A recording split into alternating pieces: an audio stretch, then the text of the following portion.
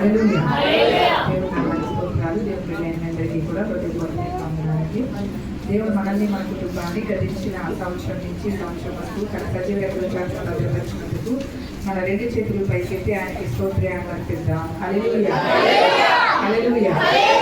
దేవుని యొక్క మహాకృపను బట్టి ఆయన దయా ఆయుష్కారము నాకు అనుగ్రహించి మళ్ళా ఈ సంవత్సరంలోనికి దేవుడు ప్రవేశపెట్టాడంటే కేవలం ఆయన కృప మాత్రమే. మనుషులమైన మన వలన ఏది కూడా కాదు. దేవుని యొక్క కృప మాత్రమే మనం ఏం చేస్తుందంటే బ్రతికిస్తుంది, కాపాడుతుంది. కాబట్టి దేవుని సమయం అవుతుంది కాబట్టి దేవుని యొక్క వాక్యం ముందుకు వెళ్దాం.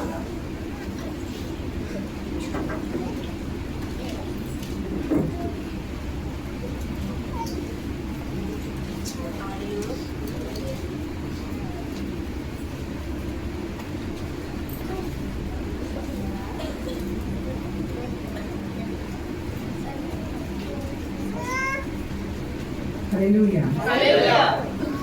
మూడు రకాలుగా దేవుడు ఈ యొక్క సమయంలో దేవుడు మనతో మాట్లాడబోతూ ఉన్నాడు. కాబట్టి శ్రద్ధగా దేవుని యొక్క వాక్యాన్ని వినవలసిన వారిగా మనం ఉన్నాం. హల్లెలూయా. దేవుడు ఒక యవనస్తురాలు బాప్తిసం తీసుకోకపోతుంది. అలాగే దేవుడి యొక్క పరిశుద్ధ ఫల కార్యక్రమము, అలాగే ఈ సంవత్సరంలో మొట్టమొదటి ఆదివారం యొక్క ఆరాధన, వాగ్దానంతో కూడిన ఆదివారం యొక్క ఆరాధన. కాబట్టి మూడు అంశాలు నేను మీతో మాట్లాడటానికి పరిశుద్ధాత్మ దేవుడు ప్రేరేపిస్తూ ఉన్నాడు. కాబట్టి కొద్ది నిమిషాలు మాత్రమే ఈ మూడు అంశాలు కూడా చెప్తూ ఉంటారు. కాబట్టి మీరు దయచేసి శ్రద్ధగా వినవలసిందిగా మనవి చేసుకుంటూ ఉన్నాను. వాక్యానికి వచ్చేసరికి ప్రభు మన ఎదుట ఉన్నాడు అనే భయభక్తులతో మనం ఉండాలి. ఎలా ఉండాలి? దేవుడే మన ఎదుట ఉన్నాడు కాబట్టి అటు కానీ ఇటు కానీ తిరగటానికి వీల్లేదు. పిల్లలు కూడా మాట్లాడకూడదు. దయచేసి ఇంకా పిన్ను పడితే ఏ సౌండ్ వస్తుందో అలా ఉండాలంతే.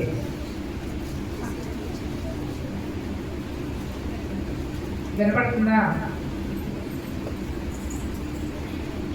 పిన్ను పడితే ఏ సౌండ్ వస్తుందో ఆ సౌండే రావాలి. కాబట్టి నేను రిఫరెన్స్ చెప్పినప్పుడే మీకు పుస్తకాలతో పని, బైబిల్తో పని.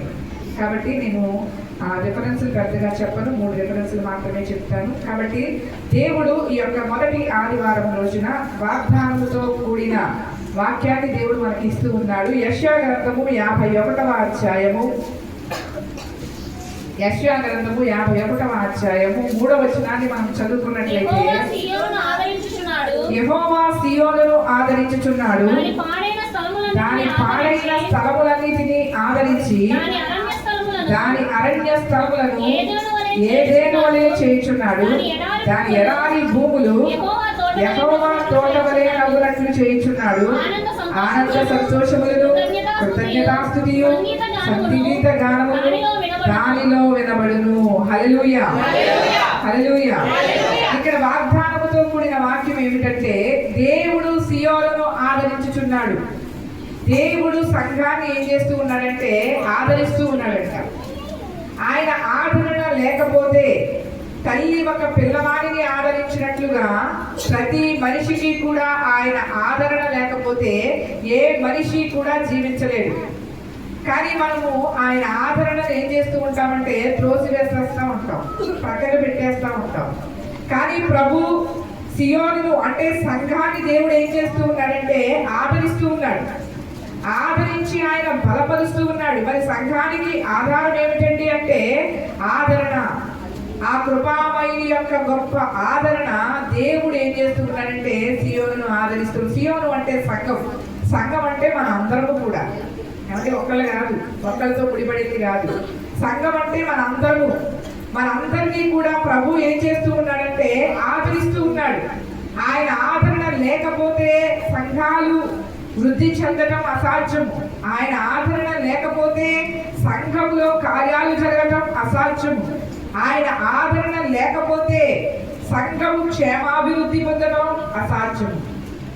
కాబట్టి ఈ యొక్క సియోను ఆదరించే యొక్క దినాలలో నిన్ను కూడా ఆదరిస్తున్నాడని నువ్వు తెలుసుకోవాలి.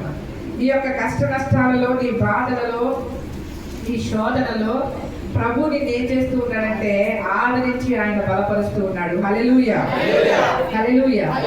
ఆయన సియోనును ఆదరించే దేవుడుగా ఉన్నాడు. దాని పాడైన స్థలములన్నిటినీ కూడా ఆయన ఏం చేస్తూ ఉన్నాడంటే ఏదేను వలె చేస్తున్నాడు.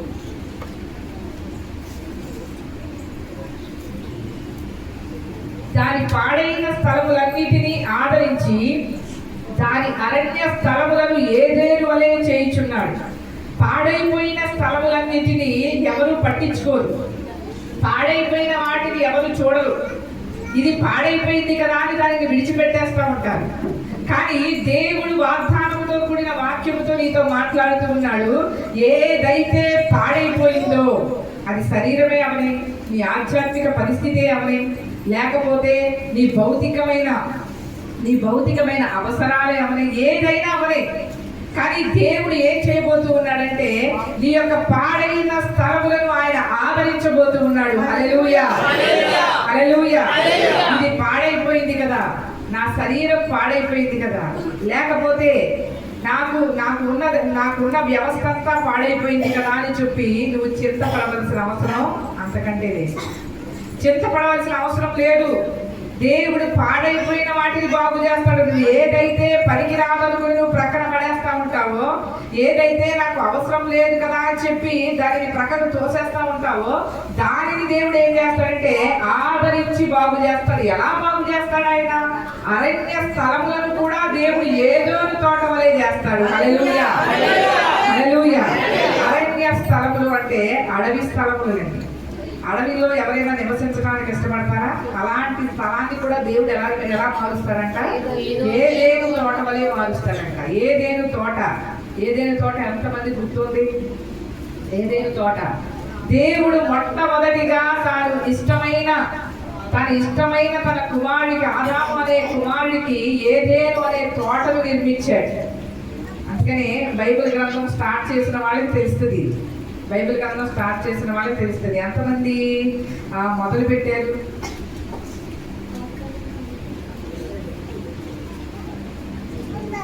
అది ఇంకా చాలా మంది మొదలు పెట్టాలి. అది మీరు మంచి విశ్వాసులు, మంచివాళ్ళు. మీరు మంచివాళ్ళు. మీకు బైబిల్ గ్రంథం చదవటానికి సమయం లేదు. నిజమేనమ్మా, నిజంగానే మీకు సమయం లేదని నేను అనుకుంటూ ఉన్నాను. దేవుడు చెప్పమైతే ఆ సమయాన్ని దేవుడు మీకు ఏం చేస్తారంటే అనుగ్రహిస్తాడు. అందరూ ముందుకెళ్ళిపోతారు, మీరు మాత్రం ఇక్కడే ఉండండి. అర్థమైందా? అంటే పాశ్రం గారు ఏదో ఇస్తానన్నారు గొప్పతి, అవి ఏది ఇచ్చింది ఏదో ఇస్తుందిలే, అవసరం ఏముంది మనకి అనుకుంటున్నాను. నేను కేవలం దానిని ప్రకటించింది మీలో ఆసక్తిని రేపడానికి. బైబిల్ గ్రంథం ఎడల మీరు ప్రేమ చూపిస్తారు, ప్రేమ చూపించి దానిని చదవడం ప్రారంభిస్తారని. అర్థమైందండి? దానిని చదివితే మిమ్మల్ని మించిన వారు ఎవరు ఉండరు. అన్నీ తెలుసుకుంటేనే సేవకులమైన మేమేం చెప్తున్నామో, నిజం చెప్తున్నామా, అబద్ధం చెప్తున్నామా అనేది మీరు గ్రహించగలుగుతారు. మీరు చదవలేనిదే మేమేదో ప్రకటిస్తూ ఉంటే, మేమేదో చెప్పేస్తూ ఉంటే మీరు కూడా సరే కదా అని చెప్పి తలుపుకుంటూ వెళ్ళిపోతే ఎలా కుదురుతుంది? మనము కూడా క్షుణ్ణంగా తెలుసుకోవాలి. మనము కూడా క్షుణ్ణంగా బైబిల్ గ్రంథాన్ని ఏం చేయాలి? చదవాలి. కాబట్టి ఇక్కడ అంటూ ఉన్నాడు, అరణ్య స్థలములను దేవుడు ఏదేను వలె చేయబోతూ ఉన్నాడు. ఏదేను తోట దేవుడు తనకు ఎంతో అందమైన తోటగా ఏర్పాటు చేసుకున్నాడు. బైబిల్ గ్రంథంలో ఆది కాండం నుంచి ఆయన సృష్టిని చేసిన తరువాత ఈ ఏదేను తోటను దేవుడు చేశాడండి. ఏదేను తోట, ఆ తోటలు అన్నీ ఉంటాయి. ఆ తోటలో అందమైన సొగసైన వృక్షాలన్నీ ఉంటాయి, తినటానికి పండ్లన్నీ ఉంటాయి. ఆ యొక్క మనం చూసే పువ్వులు, ఫ్లవర్స్, దానికి సంబంధించిన ఏదేను తోటకు మించినది. నిజంగా చెప్పాలి అంటే పైన పరలోకము ఎలాగో క్రింద ఈ ఏదేను తోట కూడా నిజంగా మినీ పరలోకం అనుకోవాలి. అంత సుందరం అన్నది. మీరు ఎవరైనా పార్కులకు వెళ్ళినప్పుడు దేనికి వెళ్తారు? అవన్నీ చూసి సేద తీరడానికి వెళ్తారు కనుక ఆ చెట్లని, ఆ కోలాహలం అని, ఆ పక్షులని ఇవన్నీ చూడటానికి వెళతారు. నిజముగా ప్రభు ఒక ఏదేను తోటను నిర్మించినప్పుడు నిజంగా ఒక ప్రత్యేకమైన తోటగా దానిని నిర్మించాడు. అరణ్యమైపోయిన అడవి పాలైపోయిన నీ బ్రతుకును దేవుడు ఏదేను తోట వలె మారుస్తాడు. హల్లెలూయా.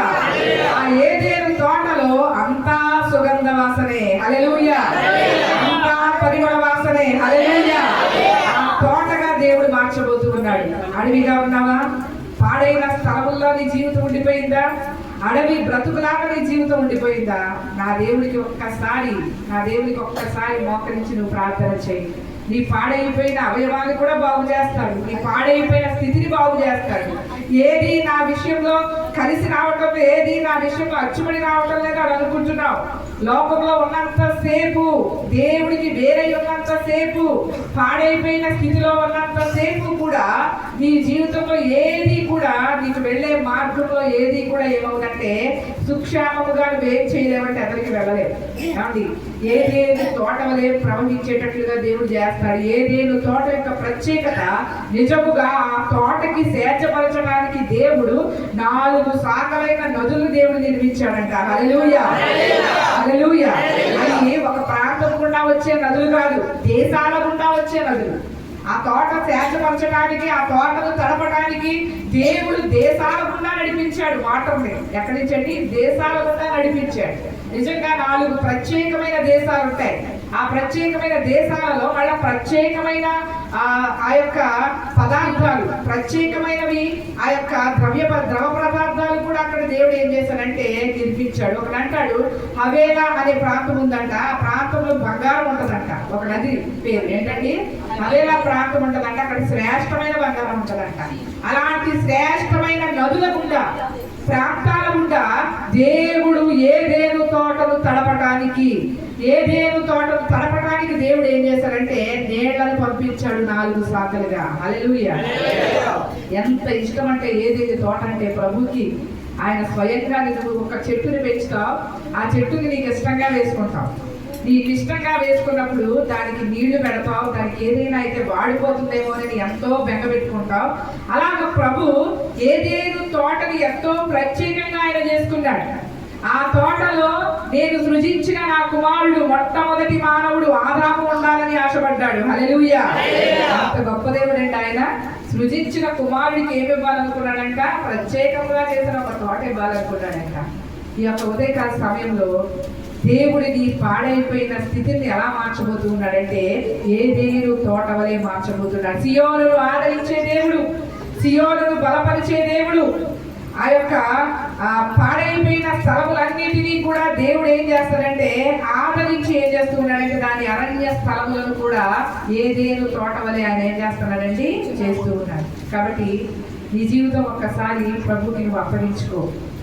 దేనిని బట్టో ఇక అయిపోయిన సంగతి ప్రక్కన పెట్టే ఇకనైనప్పటికీ కూడా నీ పాడైపోయిన జీవితాన్ని ప్రభుకి ఇచ్చి, ఎంతమందికి అనారోగ్యం లేక పాడైపోతున్నారు, ఎవరు మమ్మల్ని స్వస్థపరుస్తారు? నిజమైన స్వస్థత ఎక్కడ ఉంటుందంటే దేవుని యొక్క హస్తాలలోనూ ఆయన మాటలోనే ఉంటుందండి నిజమైన స్వస్థత. నిజంగా ఆయన స్వస్థపరిస్తే అది అన్నిటికీ అలాగే ఉంటుంది. ప్రభు స్వస్థపరిస్తే అది అన్నిటికీ కూడా స్వస్థత అలాగే నిలుస్తూ ఉంటది. కాబట్టి స్వస్థపరిచే యొక్క దేవుడు నీకున్నాడు. ఆయన ఎక్కడో దాగిలేడు. నీ మధ్యలోనే, నీ ముందే ఆయన ఉన్నాడు. నీ పాడైపోయిన పరిస్థితులన్నింటినీ బాగు చేస్తాడు. నా పరిస్థితి పాడైపోయిందని కురిగిపోని అవసరం లేదు. నా జీవితం పాడైపోయిందని వేసారిపోవడం అవసరం లేదు. అరణ్యముగా అయిపోయాను, అడవి పాలైపోయానే, అరణ్యమైన స్థలాల్లో ఉన్నట్లుగా నా జీవితం అయిపోయిందే అని నువ్వు ఏ మాత్రము కూడా నిరాశ చెందవలసిన అవసరం లేదు. అడవి చెట్లన్నింటినీ కూడా, అడవి పాలైపోయిన మన జీవితాలన్నింటినీ కూడా ప్రభు ఎలా మారుస్తున్నాడండి? ఏదేదో తోట. ఆ తోటలోకి వెళ్తే నిజంగా మరలా వెనక్కి రాబుద్దవదు. మన జీవితాలు కూడా అంతే. ఆ మనిషి దగ్గరికి వెళ్తే ఇక అసలు వెనక్కి రాబుద్దవదండి. అంతటి పరిమళ తైలం. దాన్ని ప్రభు అన్నాడు, క్రీస్తు మిమ్మల్ని పిల్లల వలె ప్రేమిస్తూ ఉన్నారు. మీరు ప్రియులైన పిల్లలు కాబట్టి మీరు పరిమళ సువాసనగా ఉండటానికి తను తానే అప్పగించుకున్నాడు మీ కొరకు, పరిమళ సువాసనగా ఉండడానికి. కాబట్టి ఈ యొక్క వాగ్దానంతో కూడిన ఆ యొక్క దేవుడి యొక్క వాక్యము దేవుడు మనకు బయలుపరుస్తూ ఉన్నాడు. దాని ఎడారి భూములను యెహోవా తోట వలె అవునట్లుగా చేస్తాడు. ఎడారి భూమి, ఇసుక ప్రాంతంలో నీళ్ళు ఎక్కడైనా దొరుకుతాయా? తోట ఎక్కడైనా ఉంటుందా? మొక్కలు వచ్చే స్థలం ఎక్కడైనా ఉంటుందా? ఏమండి, అందమైన సుందరవనం ఎక్కడైనా ఉంటుందండి? ఉండదు కదా. అలాంటి ఎడారి ప్రాంతాన్ని కూడా దేవుడు యెహోవా తోట వలె చేస్తాడంట. హల్లెలూయా. ఇప్పుడు నాకు అర్థమవుతూ ఉంది, దేవుడు ఎడారి ప్రాంతంలోనే నీటి బుగ్గను సృష్టించాడు. ఒక ఆమె ప్రార్థన చేస్తే, ఒక ఆమె ప్రార్థన చేస్తే తండ్రి కొడుకు యొక్క మరణము చూడలేక ఆ తల్లి బింటి దూరం వేతనకు వెళ్ళి ఈ ఎడారిలో నీళ్ల బొగ్గే లేదు, ఎడారిలో నీళ్లు దొరకవు. అదే దానిలో నివసించే వాళ్ళకి, దానిలో పని చేసే వాళ్ళకి అప్పుడప్పుడు టూర్లు వేస్తూ ఉంటారు కదా, మీరు ఎక్కడికి వెళ్ళలేదండి అప్పుడు. ఏమంటే టూర్లు వేస్తారు, అప్పుడు వెళ్ళే వారికి దాని విలువ అనేది తెలుస్తూ ఉంటారు. ఆ ఎడారి ప్రాంతంలో ఇసుక పొలంలో నడిచి నడిచి వాళ్ళు వేసాయిపోయి ఆ నీళ్ల కోసం చూసినప్పుడు ఆ నీళ్లు దొరకలేనప్పుడు ఈమెకి ఆశా కిరణములాగా ఆ కుమారుడి యొక్క మరణము చూడలేక వింటి వేట దూరం ఆమె వెళ్ళి ప్రార్థన చేయటం, ఏడవటం మొదలు పెట్టింది. నా కుమారుడి యొక్క మరణాన్ని నేను చూడలేను, నా కుమారుడి యొక్క చావుని నేను చూడలేదు ప్రభు, ఏది జరిగించినా నీ చిత్తమే నాయన అని ఆ కుమారుడు దాహముతో అల్లాడిపోతూ ఉంటే ఆ కుమారుడికి నీళ్లు ఇవ్వలేని తల్లి యొక్క పరిస్థితి తల్లడిల్లిపోయి ఆమె ప్రార్థన చేస్తూ ఉంటే దేవుడు ఆమె కళ్ళెదురకుండా ఒక నీటి బుగ్గను సృష్టించాడంట. హల్లెలూయా. ఎడారి ప్రాంతమే నీటి బుగ్గగా మారితే మరి ఎడారి ప్రాంతాన్ని దేవుడు తన తోట వలె చేయడా, పచ్చని తోట వలె దేవుడు ఏం చేస్తాడంటే జరిగిస్తాడండి. ఎప్పుడు కూడా ఏ పరిస్థితి ఉన్నప్పటికీ కూడా దేవుడి అందరి విశ్వాసం ఎప్పుడు కూడా మనం ఏం చేయకూడదు అంటే విడిచిపెట్టకూడదు, ఎప్పుడు విడిచిపెట్టకూడదు. విడిచిపెట్టావా తోట కాదు కదా, ఆ యొక్క స్థలములలో కనీసం మొలకలు కూడా, ఆ యొక్క వేర్లు కూడా మొలవని పరిస్థితి మన జీవితంలో అయిపోతుంది. కానీ దేవుడిని విడిచిపెట్టినంత మాత్రాన తోట వలె ఉంటానని వెనక్కి వెళ్ళిపోకు, తోట వలె ఉండవు. దేవుడిని విడిచిపెట్టేస్తే తోట వలె ఉంటానని అనుకుంటున్నావు, తోట వలె ఉండవు. కాబట్టి దేవుడు ఇక్కడ చెప్తున్నాడు, పాడైపోయిన మన జీవితాన్ని, అరణ్య పరిస్థితుల్లో ఉన్న మన స్థలాలని, అలాగే దేవుడు ఏమంటూ ఉన్న ఎడారి యొక్క ప్రాంతం, ఎడారి యొక్క స్థలములను కూడా దేవుడు ఏం చేస్తున్నాడంటే సుందరవనముగా దేవుడు మార్చబోతూ ఉన్నాడు. హల్లెలూయా, హల్లెలూయా. ఆనంద సంతోషములు కృతజ్ఞతాస్తుతియు సంగీత గానము దానిలో వినబడును. హల్లెలూయా. ఆనంద సంతోషములు కృతజ్ఞతాస్తుతియు సంగీత గానము దానిలో వినబడును.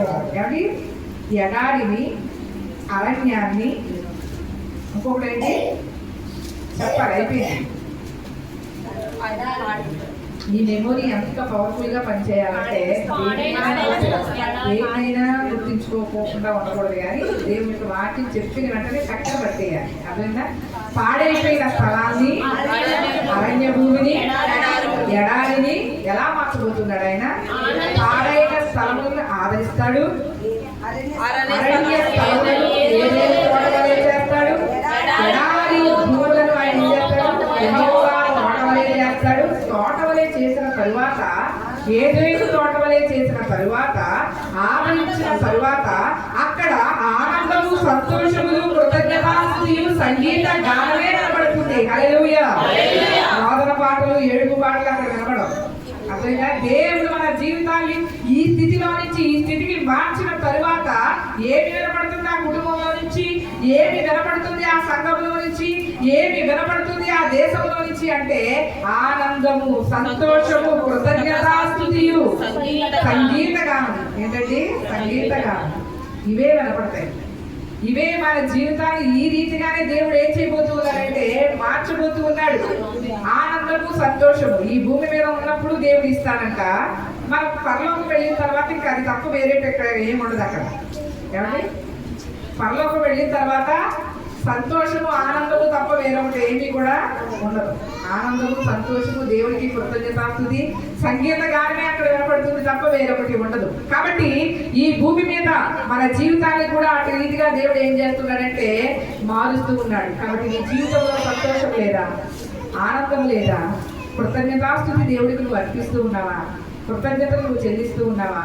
నీ గృహంలో ఎప్పుడు కూడా ఇవి వినపడేటట్లుగా దేవుడు చేస్తాడు. సంగీత గానం వినపడేటట్లుగా చేస్తాడు. నీ నోరు మనసారా దేవునికి స్తుతిస్తుంది. నీ నోరు నీ బలహీన సమయంలో కూడా దేవుని గణపరుస్తుంది.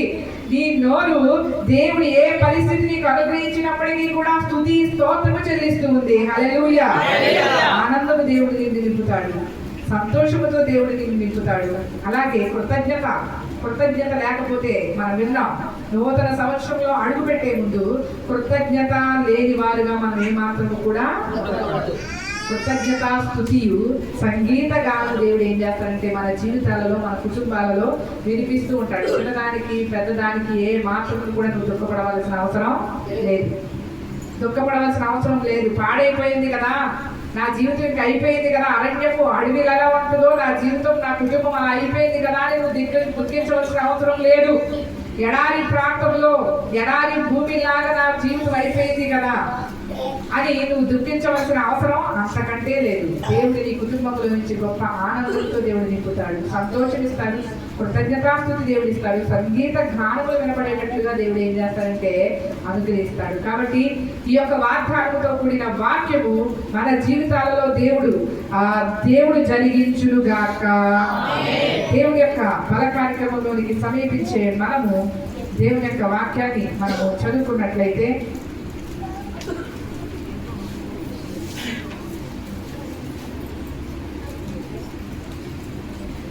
కొరింథీయులకు రాసిన మొదటి పత్రిక 10వ అధ్యాయము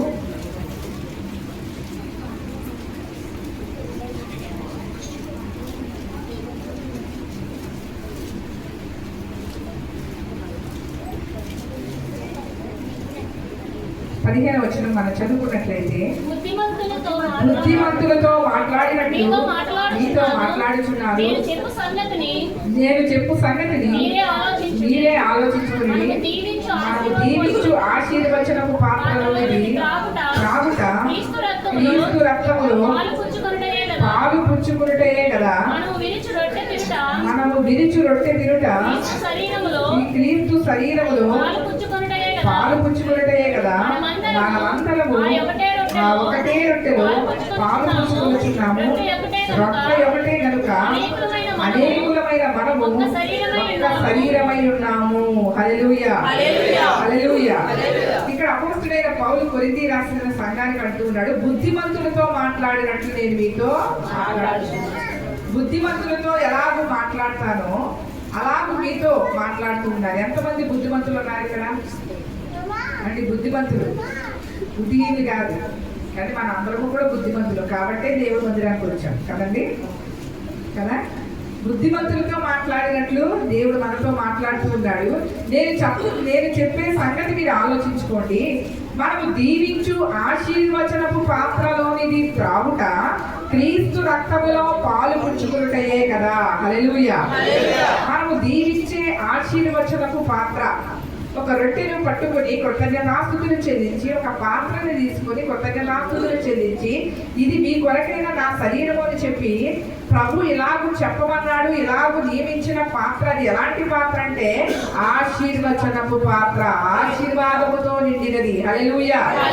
క్రీస్తు యొక్క శరీరము నీ బలహీనతలు పోగొట్టబడటమే కాదు, క్రీస్తు యొక్క శరీరము ద్వారా, ఆయన రొట్టె ద్వారా, ఆయన రక్తము ద్వారా నీకు ఆశీర్వాదం వస్తుంది. ఎలా వస్తుందండి? ఆశీర్వాదం వస్తుంది. నువ్వు అనుకుంటావు ఏదో నార్మల్ గా ప్రతి నెల నేను తీసుకునేదే కదండి, ప్రతి నెల నేను తీసుకునేదే కదండి నువ్వు అనుకుంటావు. ఎప్పుడైతే క్రీస్తు యొక్క శరీరం అని నువ్వు వివేచింపక, క్రీస్తు శరీరం అని నువ్వు వివేచింపక ఆశీర్వచనపు పాత్రలోనిది నువ్వు తీసుకుంటావో, ఎప్పుడైతే ఆ రొట్టెను విరిచినప్పుడు ఇది నా యేసు యొక్క శరీరం అని చెప్పి విశ్వసించి ఆ విశ్వాసంతో ఆ యొక్క పాత్రలోని నువ్వు తీసుకుంటావో, నిజముగా దేవుడు తన క్రియా కార్యాన్ని, ఆశీర్వాదాన్ని దేవుడు నింపుతాడు. హల్లెలూయా. చాలా మంది దీన్ని చులకనగా వస్తారు. ఏమంటే ఏదో రక్షణ పొందాం కాబట్టి దీన్ని తీసుకోవాలండి అంటాం.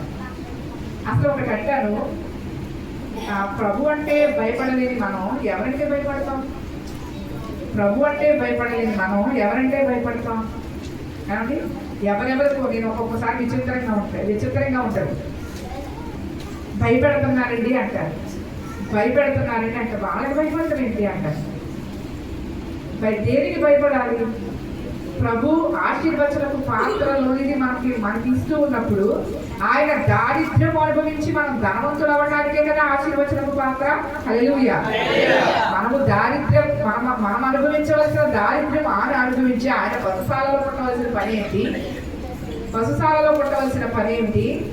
ఏమంటే సువార్త పరిచయంకి కాలి నడకన వెళ్ళి సుదీర్ఘ ప్రాంతాలు ఆయన తిరిగి దేవుని సేవ చేయవలసిన పని ఏమిటి? ఏ సేవకుడు చేయలేని రీతిగా ఆయన సువార్తలు పరలోక రాజ్యము సమీపిస్తుంది అని చెప్పడం ఏమిటండి? అంటే ఆయన దారిని ఎందుకు అనుభవించాడు? ఈ ఆశీర్వచనపు పాత్రలోని నువ్వు తిన్నప్పుడు, నువ్వు త్రాగినప్పుడు నువ్వు ఆశీర్వాదం పొందాలని కదా, నువ్వు ధనవంతులుగా దేవుడిని నువ్వు మార్చాలని కదా. దేవుడు ఆశీర్వచనపు పాత్ర నిమిత్తమై తన ప్రాణాన్ని, తన రక్తాన్ని త్యాగం చేశాడు. హల్లెలూయా, హల్లెలూయా. దానిని కూడా నువ్వు ఒక విలువగా నువ్వు చూడటం లేదు అంటే, దానికి ఇవ్వవలసిన ప్రాధాన్యత నువ్వు ఇవ్వటం లేదు అంటే, ఇంకా ఆ జీవితాలు ప్రభే చూసుకుంటాడు. కానీ ప్రభే చూసుకుంటాడు. ఇంకా వారి యొక్క స్థితి ఏమిటో వారికే తెలియాలి, ఆ ప్రభుకు మాత్రమే తెలియాలి. కాబట్టి ఆశీర్వచనపు పాత్రలోనిది దేవుడు మనకి ఇస్తూ ఉన్నాడు. మనము క్రీస్తు రక్తములో పాలు పుచ్చుకున్నట్టే కదా. మనము రొట్టె విరుచుట, రొట్టె తిరుట క్రీస్తు రక్తములో పాలు పుచ్చుకున్నట్టే కదా. మనందరము ఆ ఒక్క రొట్టెలోనే తింటున్నాం. ఇందులో భేదం లేదు. ఆ సంఘంలో కొన్ని భేదాభిప్రాయాలు, భిన్నాభిప్రాయాలు వారికి కలిగి ఉన్నందున దేవుడు చెప్తూ ఉన్నాడు, మీరు ఎట్టివారైనప్పటికీ కూడా, ఎట్టివారి పౌలు తన యొక్క ప్రసంగాలలో సంఘాలను హెచ్చరించేటప్పుడు నిజంగా మనుషులందరినీ కూడా కలిపేటట్లుగా చూసేవాడు, విడగొట్టేవాడు కాదు. అందుకని మనుషులందరినీ కూడా కలిపేటట్లుగా చూసేవాడు. ప్రతి ఒక్క సంఘానికి చిన్న హెచ్చరికనే ఇచ్చేవాడు. గ్రీసు దేశస్తులని, యూదులని మీరు భేదం చూసుకోవచ్చు, మీరు భేదం పెట్టుకోవద్దు. మన క్రీస్తు శరీరంలో ఉన్నాం, మనం ఒకటే రొట్టెలో పాలు పొందుతున్నాం, ఒకటే యొక్క ద్రాక్షారసంలో మనం చేతులు ముంచుతూ ఉన్నాం. కాబట్టి మనము భేదాలు పెట్టుకోవద్దని సంఘాలకి ఆ యొక్క పౌలు హెచ్చరిస్తూ ఉండేవాడు. కాబట్టి ఈనాడు సంఘాలు ఇట్టి రీతిగా ఆయా ప్రజలు ఇక్కడ కూడుకునే ఒక స్థలముగాను, ఒక కుటుంబముగాను దేవుడు మారుస్తూ ఉన్నాడంటే ఆయన రక్తము, ఆయన శరీరము మనందరినీ కూడా ఏకత్వంలోనికి నడిపిస్తూ ఉంది. హల్లెలూయా, హల్లెలూయా. మనందరము ఒక్కటే అని సూచిస్తూ ఉన్నాం, మేమందరము ఒక్కటే అని చెప్తూ ఉన్నాం. క్రీస్తు యొక్క శరీరము తినే మేము, క్రీస్తు రక్తంలో పాలు పొందే మేమందరము కూడా ఒక్కటే. మేము ఎక్కడ విభజించుకోవటంలా, విభజించి పాలించుకోవటంలా. కాబట్టి సంగమా, కొరింథీ సంగమా, ఒకటే రొట్టెలో మీరు ఏం చేస్తూ ఉన్నారంటే పాలివారు. మీరు అనేకులే, కానీ మనం తినే రొట్టె మాత్రం ఒకటే కదండి. ఇప్పుడు తినే రొట్టె మాత్రం ఒకటే అనుకుంటుంది. కాబట్టి మనల్ని మనం విమర్శ చేసుకుని ఈ రొట్టె ద్రాక్షారసంలో మనం ఏం చేయాలి? ఆయన శరీరాన్ని తినడానికి మనం ఏం చేయాలంటే సిద్ధపడాలి. కాబట్టి ఆయన శరీరము పాడైపోయిన నీ జీవితాన్ని బాగు చేస్తుంది, నీ స్థితిని మారుస్తుంది. ఆశీర్వచనపు పాత్రలోని నువ్వేం చేయాలంటే చాలా జాగ్రత్తగా. చాలా మంది ఇక్కడే ఆశీర్వాదం పోగొట్టుకుంటున్నారు. దేవుడు ఎందుకు మనల్ని ఆశీర్వదించటం లేదు అంటే, ఎందుకు మనల్ని దేవుడు ధనవంతులుగా మార్చడం లేదు?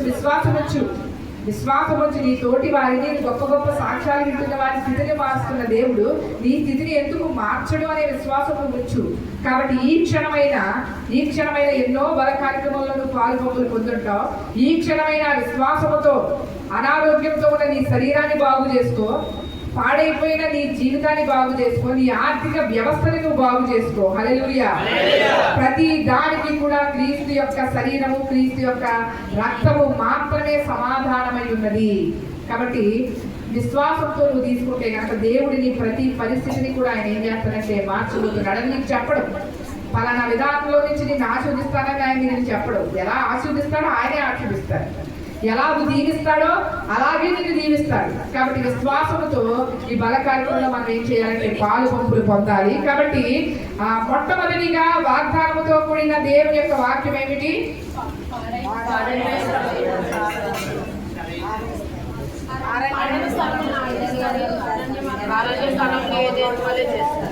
అక్కడ ఏముంటది?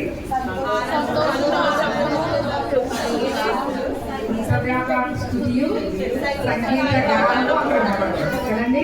రెండవది ఆ యొక్క ఆశీర్వచనపు పాత్ర. ఆయన బల కార్యక్రమంలో పాల్గొనే మనము ఆశీర్వచనపు పాత్రలను మనం ఏం చేయబోతున్నాం? తినబోతున్నాం, త్రాగబోతున్నాం. అది మనకి ఆశీర్వాదాన్ని దేవుడు ఏం చేస్తాడంటే అనుగ్రహించే దేవుడై ఉన్నాడు, స్వస్థతని అనుగ్రహించే దేవుడై ఉన్నాడు. ఎక్కడికో వెళ్ళి నువ్వు ధనాన్ని వృధా చేసుకుని స్వస్థత పొందన అవసరంలా.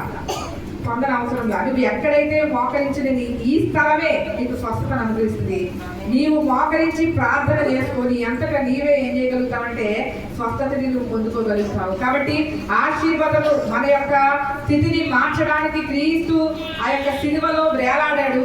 ఆ యొక్క శరీరము మన చేతిలోనికి వస్తుంది. ఆయన రక్తంలో మన పాలిభాగస్తులమైన మనము మన ప్రతి పరిస్థితిని ఆయన ఏం చేయబోతున్నాడంటే మార్చబోతూ ఉన్నాడు. మూడవది, బాప్తిసానికి సిద్ధపడే మనము తీసుకోవటానికి ఒక యవనస్తురాలు సిద్ధపడింది. కాబట్టి మూడవదిగా మార్కు సువార్త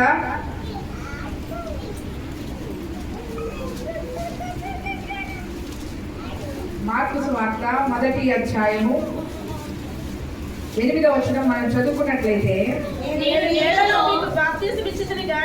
నీళ్లలో మీకు బాప్తిసం ఇచ్చితిని గాని ఆయన పరిశుద్ధాత్మలో మీకు బాప్తిసం ఇచ్చునని చెప్పి ప్రకటించుచుండెను. హల్లెలూయా, హల్లెలూయా. దేవుని యొక్క వాక్యంలో యోహాను యేసు ప్రభు కంటే ముందుగా దేవుని యొక్క సువార్తను ప్రకటిస్తూ ఉన్నాడు. ఈ రాజ్యము సమీపిస్తూ ఉన్నది. ఒక మాట నేను చెప్తూ ఉన్నానండి. ఆ యవనస్తురాలు దేవుని యొక్క బాప్తిసానికి, దేవుడి యొక్క నిబంధనకి ఆమె ఎందుకు సిద్ధపడిందంటే, మీరు అనుకుంటారు యవనస్తులు బాప్తిసం తీసుకోవటం ఏంటి, యవనస్తులు తీసుకోకూడదండి అని అనుకుంటారు. అంటే ఎప్పుడు తీసుకుంటాం? యవన కాలమే శ్రేష్టమైన కాలం. ఆ కాలంలో బాప్తిసం తీసుకున్న బిడ్డ నిజంగా చక్కగా నిలబడతారు. తన జీవితాన్ని తల్లిదండ్రులు నిలబెట్టలేకపోవచ్చు, ఎవరో పైకి లేకపోవచ్చు, కానీ దేవుడు ఏం చేస్తూ ఉంటాడంటే నిలబెడతాడు. అంతటి జ్ఞానాన్ని దేవుడు ఏం చేస్తాడంటే అనుగ్రహిస్తాడు. ఈ బాప్తిసం అనేది దేవుని యొక్క రాజ్యమును స్వతంత్రించుకోవడానికి ఒక చిహ్నము లాంటిది, ఒక గుర్తు లాంటిది. కాబట్టి ఇక్కడ యేసు ప్రభు కంటే ముందుగా యోహాను ఏం చేస్తూ ఉన్నాడంటే బాప్తిసం ఇస్తూ ఉన్నాడు.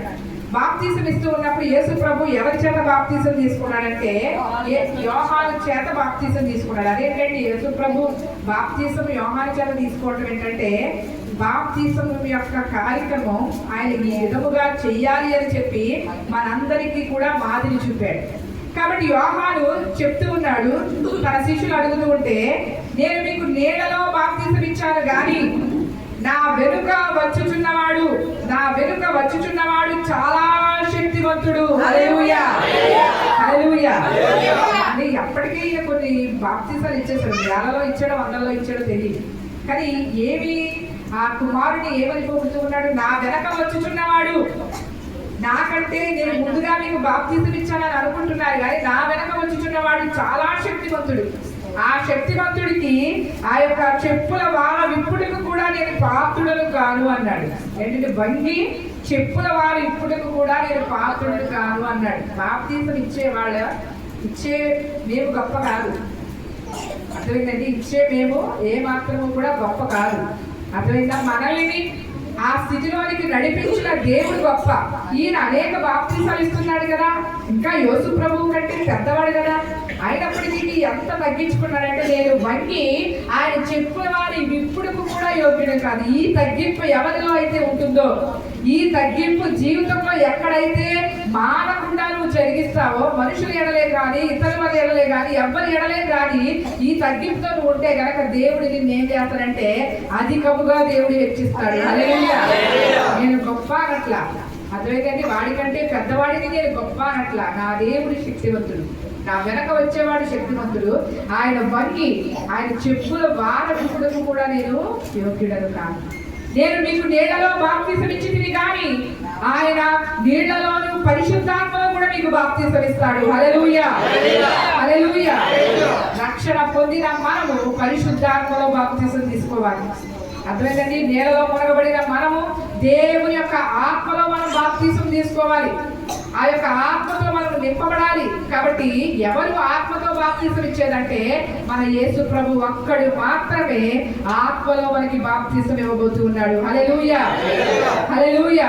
కాబట్టి సిద్ధపడిన ఆమె తన జీవిత కాలంలో కొన్ని సంవత్సరాలలో బిడ్డ తెలియక చేసిన పాపదోషాలు, తెలిసి చేసినవన్నీ కూడా దేవుడు క్షమించేయబోతున్నాడంటే నీళ్లలో బాప్తిసం ఇవ్వబోతున్నాడు. ఇక నుంచి నువ్వు ఏ మాత్రము కూడా దేవుడిలోనికి త్రుటి మాత్రము కూడా తప్పిపోకుండా దేవుడు సన్నిధిలో నువ్వు సాగినట్లయితే దేవుడు నీ భవిష్యత్తును ఏం చేయబోతున్నాడంటే తీర్చిదిద్దబోతున్నాడు. ఎందుకంటే ఈ యొక్క సమాజంలో ఒకటే బాప్తిసానికి ఒక నీళ్లు అనేది మాత్రమే ఒక గుర్తు. కానీ దేవుడు ఇచ్చే బాప్తిసం అది నీ చిరకాలము నీ ఆత్మలో ఏమవుతుందంటే అది నీకు గుర్తు చేస్తూనే ఉంటుంది.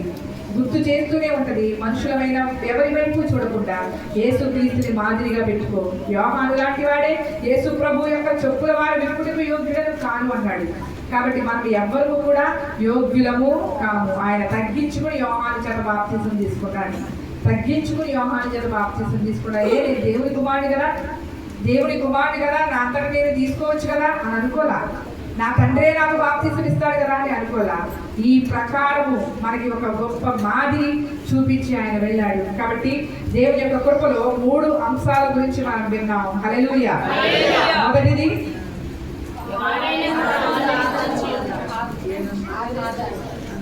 అంతేనా? చక్కని చెప్పాలి. నన్ను చెప్పమంటారా? నన్ను చెప్పమంటారా? నేను భక్తి పట్ల ఇక్కడ దేవుడు వచ్చిన తర్వాత పరిశుద్ధాత్మ దేవుడు ఏది బయటకు వస్తే అదే నేను ప్రకటిస్తాను. అంతే. పాడైన స్థలములను దేవుడు ఆదరిస్తాడు. అరణ్యములో పాడైపోయిన అరణ్య స్థలములను దేవుడు ఎడారి భూములను చేస్తాడు. కాబట్టి ఆయన ఏం చేస్తాడు? అక్కడ చేసినప్పుడు సంగీత గానం కనబడుతుంది. దేవుడు వాక్యముతో కూడిన వాగ్దానాన్ని దేవుడు అనుగ్రహించాడు. రెండవది, మనము ఆశీర్వచనము తినబోతున్నాము, తాగబోతున్నాము. ఇది తినేటప్పుడు త్రాగేటప్పుడు నువ్వు ఒకటే విశ్వాసం వచ్చి ఏదైతే నీ జీవితం పాడైపోయింది అనుకుంటున్నావు దాన్ని కట్టడానికి దేవుడు ఏం చేస్తాడు? ఆయన ప్రయత్నం చేస్తాడు. మూడవదిగా ఆయన బాప్తిసం ఇచ్చేటప్పుడు కానీ ఆయనే బాప్తిసం తీసుకున్నాడు. అందుకే ఇది గుర్తు. యేసు ప్రభు కూడా బాప్తిసం తీసుకున్నాడు కాబట్టి మనము తీసుకోవాలి అని చెప్తున్నా. అర్థమైందండి? యేసు ప్రభు నేలలో బాప్తిసం తీసుకున్నాడు కాబట్టి ఆయన సొత్తుగా ఆయన బిడ్డలుగా మనము మార్చబడాలి అంటే మనము కూడా నేలలో బాప్తిసము తీసుకోవాలి. నేను ఇక్కడ నేను తీసుకున్నాను మీరు తీసుకోండి అని చెప్పట్లా. మీరు ఒకటి గుర్తించుకోవాలి. నేను తీసుకున్నాను మీరు తీసుకోండి అని చెప్పట్లా. యేసుక్రీస్తు తీసుకున్నాడు నేలలో, యోహాను చేత ఆయన బాప్తిసం ఇప్పించుకున్నాడు. మనము కూడా నేలలో బాప్తిసం తీసుకోవాలి. ఆయన చెప్పుల వార విప్పుడుకు కూడా యోగ్యులను కాదు. ఈ 3 అంశములు కూడా మీ జీవితాలలో, మీ వినికిడిలో, మీ జ్ఞాపక శక్తిలో దేవుడి వాక్యాలన్నింటినీ కూడా దేవుడు స్థిరపరచునుగా. ఆమేన్, ఆమేన్, ఆమేన్. ఒకసారి అందరూ కూడా ప్రార్థన చేసుకుందాం. నిన్న వాక్యాన్ని బట్టి మనం ప్రార్థన చేసుకున్న తర్వాత రక్షణ బాప్తిసంలోనికి మనం వెళదాం. సమయం అవుతుంది కాబట్టి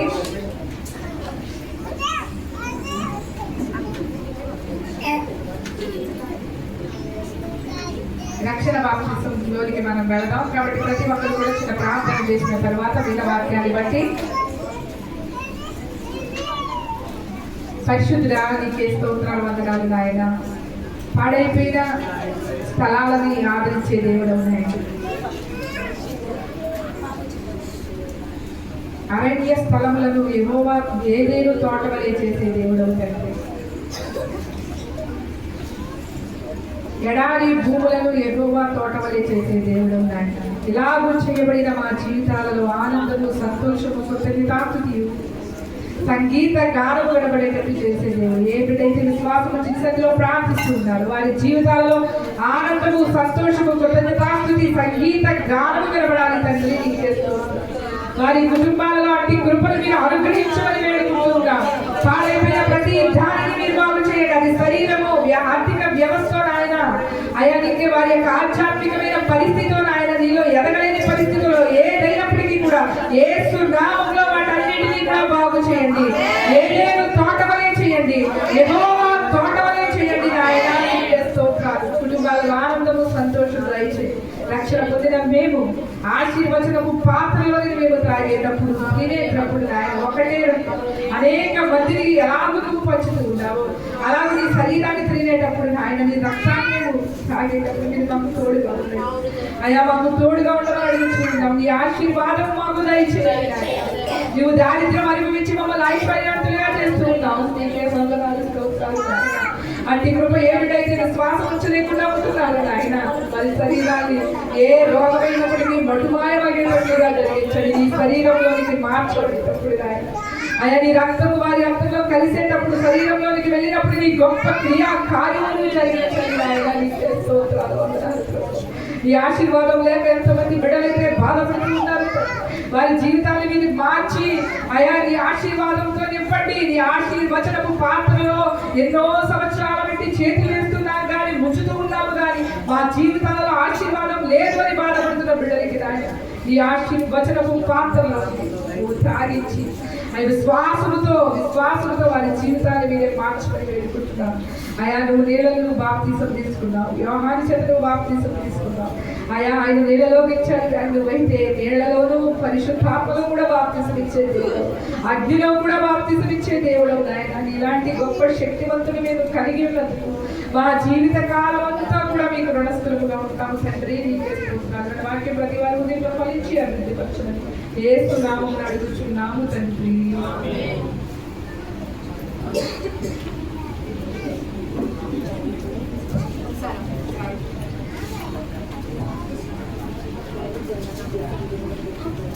Yeah.